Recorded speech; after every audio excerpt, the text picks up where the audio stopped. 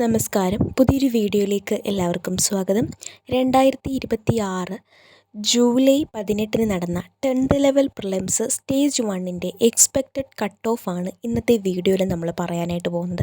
Exam കഴിഞ്ഞു, cut off analysis ചെയ്യാൻ കുറച്ച് ലേറ്റായി. ഇപ്പോഴും കൺഫ്യൂഷൻ അടിച്ച് കമ്പനി ബോർഡ് LGSൻ്റെ മെയിൻസിന് പഠിക്കണോ എന്ന് വിചാരിച്ചിരിക്കുന്നവർക്ക് വേണ്ടിയിട്ടാണ് ഈ ഒരു വീഡിയോ. എനിക്ക് 60 മാർക്കേ ഉള്ളൂ, 61 ഉള്ളൂ, 62 ഉള്ളൂ. ഈ ഒരു 60നും 70നും ഇടയ്ക്ക് സ്റ്റക്കായി പോയവർക്ക് കട്ട് ഓഫ് 70ന് മുകളിലേക്ക് പോകുമോ, ഇനി 80ന് മുകളിലേക്ക് പോകുമോ? കാരണം കഴിഞ്ഞ വർഷത്തെ കട്ട് ഓഫ് ഒക്കെ 76 വന്നതുകൊണ്ട് നമുക്ക് ആ ഒരു റേഞ്ച് ഇല്ലല്ലോ, പഠിച്ചു തുടങ്ങണോ എന്നൊക്കെ സംശയപ്പെട്ടിരിക്കുന്നവർ. എക്സാം കുറച്ച് പാടായിരുന്നു, നോർമലൈസേഷൻ കിട്ടുമോ, ഞങ്ങളുടെ സ്റ്റേജ് മാത്രമേ നടന്നിട്ടുള്ളൂ, ബാക്കി സ്റ്റേജൊക്കെ ഇനി നടക്കാനിരിക്കുന്നതേ ഉള്ളൂ. അപ്പോൾ അങ്ങനെ കൺഫ്യൂഷൻ അടിച്ച് ഇരിക്കുന്നവർ ഈ വീഡിയോ മുഴുവനായിട്ടും കേൾക്കുക.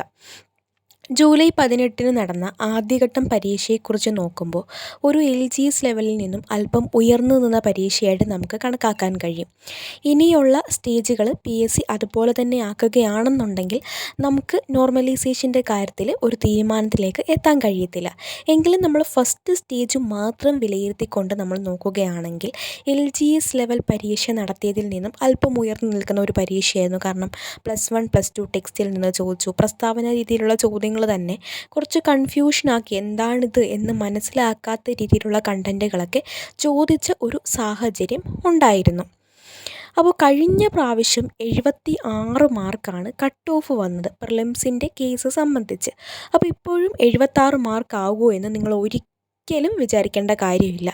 കാരണം കഴിഞ്ഞ തവണത്തെ പരീക്ഷ വളരെയധികം സിമ്പിളായിരുന്നു. 1 വേർഡുകൾ നല്ല രീതിയിൽ ചോദിച്ചിട്ട് എല്ലാവർക്കും അറിയാവുന്ന ബേസിക് ഫാക്റ്റുകളൊക്കെ തന്നെയാണ് എക്സാമിന് ചോദിച്ചത്. അപ്പോൾ അതുകൊണ്ട് തന്നെ എന്താകത്തില്ല, കഴിഞ്ഞ തവണത്തെ പോലെ ഒരു കട്ട് ഓഫ് ഒരിക്കലും ഈ പരീക്ഷയ്ക്ക് വരത്തില്ല. LGSന് 60 തൊട്ട് 70 മാർക്ക് വരെയാണ് കട്ട് ഓഫ് വരാനുള്ള ചാൻസ്. ഈ 60 മാർക്കിലൊക്കെ സ്റ്റക്കായിട്ട് നിൽക്കുന്നവർ വിഷമിക്കേണ്ട, നിങ്ങൾക്ക് ഉറപ്പായിട്ടും പ്രിലിംസ് ക്ലിയർ ചെയ്യാനായിട്ട് കഴിയും. അടുത്ത സ്റ്റേജുകൾ കുറച്ചും കൂടെ സിമ്പിളായിട്ട് നടത്തുകയാണെങ്കിൽ നിങ്ങൾക്ക് നോർമലൈസേഷൻ കിട്ടുന്നു തന്നെയാണ് നമ്മുടെ ഒരു അനാലിസിസ് നടത്തുമ്പോൾ പറയാനായിട്ട് കഴിയുന്നത്. അപ്പോൾ 60 ഉണ്ട്, 61 ഉണ്ട്, അങ്ങനെ നിൽക്കുന്നവർ പഠനം തുടങ്ങിക്കൊള്ളുക കമ്പനി ബോർഡ് LGSൻ്റെ മെയിൻസിന് വേണ്ടി. ഇനി ബെവ്കോയൊക്കെ ആണെന്നുണ്ടെങ്കിൽ കുറച്ചും കൂടെ വേക്കൻസി കുറവുള്ള പോസ്റ്റാണ്, എല്ലാവർക്കും അറിയാവുന്നതാണ്. അപ്പോൾ എന്തുമായാലും 60 റേഞ്ചിൽ അതിൻ്റെ കട്ട് ഓഫ് നിർത്തത്തില്ല, 70 മുതൽ 76 വരെ. അപ്പോൾ ബെവ്കോ LDC ഒക്കെ ആണെങ്കിൽ ഒരു 70 മാർക്ക് 65+ ഉള്ളവർക്കൊക്കെ ആയിരിക്കും എന്തായാലും ചാൻസ്.